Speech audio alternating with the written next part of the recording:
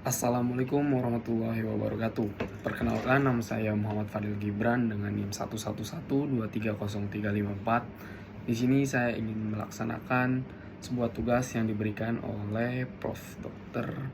Renal Yulia SHMH mengenai mata kuliah hukum adat tentang apa aja sih mitos-mitos yang ada di daerah kita, tepatnya daerah saya, Pandeglang, Banten. Yang pertama, ada mitos jangan membuang sampah setelah maghrib. Efeknya akan seperti kita membuang rezeki. Dan jika kita telah terlanjur melakukannya, cara mengatasinya yaitu mengambil sampahnya kembali kalau bisa dan taruh dulu di tempat sampah yang ada di dalam rumah, jangan dibuang di luar rumah. Lalu yang kedua, jangan keramas tengah malam. Efeknya adalah akan ditemani oleh dedemit atau bisa disebut juga dengan setan. Cara mengatasinya yaitu setelah kita terlanjur melakukannya, kita bisa menangkal dengan membaca surat-surat Al-Quran. Lalu yang ketiga adalah jangan menyapu setengah-setengah. Ini sebenarnya rumor yang di berbagai daerah aja pasti banyak yang tahu gitu. Efeknya bakal dapet cowok berewokan. Nah, di sini itu tergantung dengan tipe ya. Kalau kalian suka tipe yang cowok berewokan, gak apa-apa setengah-setengah.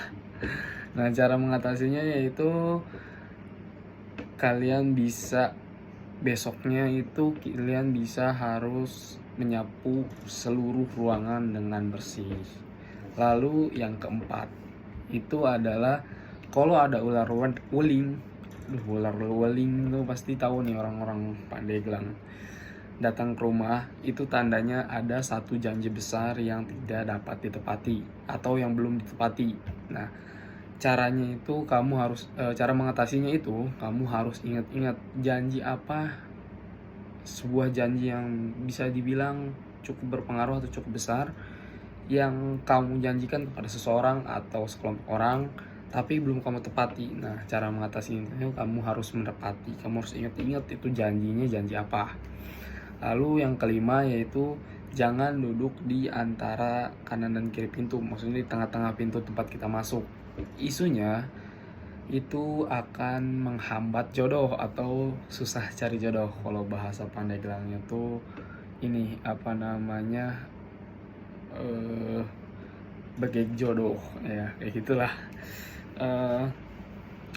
Cara ngatasinnya itu kalau bisa kalian jangan sering-sering duduk di situ atau kurangin kalau udah jadi kebiasaan. Lalu yang keenam adalah jangan menyapu tengah malam. Nah, itu sama saja menghambat atau menolak datangnya rezeki. Di Pandeglang itu cara mengatasinya yaitu esok harinya kalian harus menyapu rumah pagi-pagi, dari seluruh sudut ruangan harus bersih. Nah, tapi harus pagi-pagi. Nah, yang ketujuh jangan memakai celana pendek milik orang lain. Nanti katanya ya, rezeki kita akan ditukar atau bisa diambil oleh orang lain yang kita pinjamin itu, yang kita pinjam, celana yang kita pinjam dari orang lain itu. Nah, kalau misalnya kondisi mendesak gimana? Kalau mendesak dan kita terpaksa melakukan itu, kita bisa atau harus mencuci celana tersebut dengan cara kita menggosok, tapi harus sama diri sendiri. Jangan minta dicuciin orang lain. Itu sih katanya biar rezeki kita tidak tertukar. Nah, selanjutnya yang ke-8 yaitu jangan bersiul di maghrib sampai malam hari. Nah, ini juga kayaknya isunya udah sering gitu ya kita tahu dari berbagai daerah. Karena akibatnya itu kita bisa memanggil dedemit atau hantu.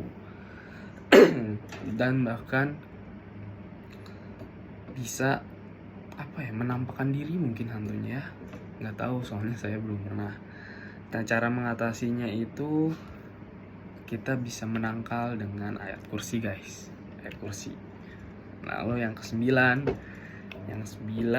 itu jangan membeli ini saya baru tahu sih, soalnya saya nanya kan ke orang tua, katanya jangan membeli garam malam-malam. Akibatnya bakal susah mempunyai beras. Ini saya juga kalau dipikir-pikir bingung ya, kalau misalnya mendesak, kalau mau bikin apa gimana ya.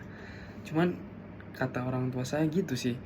Terus jika udah terlanjur maka katanya nggak apa-apa beli garam. Cuman dipakainya itu harus besok guys, nggak boleh hari itunya, kita harus tunggu sampai besok kalau mau makainya, karena bisa mengakibatkan susah dapat beras atau kita susah punya beras gitu.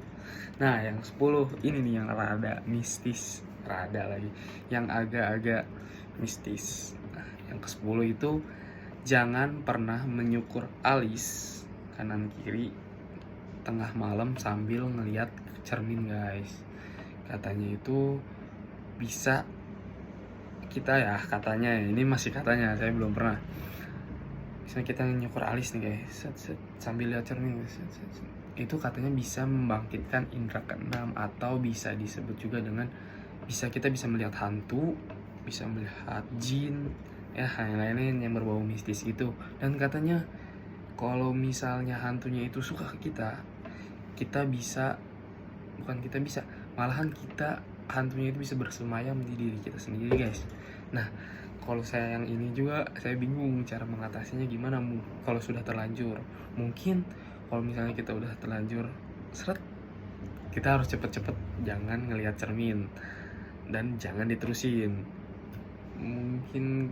Nah ini cara terbaik ya, kita harus bertobat, karena emang mencukur alis itu dalam agama Islam itu pamali guys, itu nggak boleh dilakuin. Nah itu adalah 10 pamali yang terdapat di daerah saya, tepatnya di kota Pandeglang, kota para santri. Nah cukup sekian dari saya, kurang lebihnya mohon maaf. Wassalamualaikum warahmatullahi wabarakatuh. Minal aizin wal faizin, mohon maaf lahir dan batin.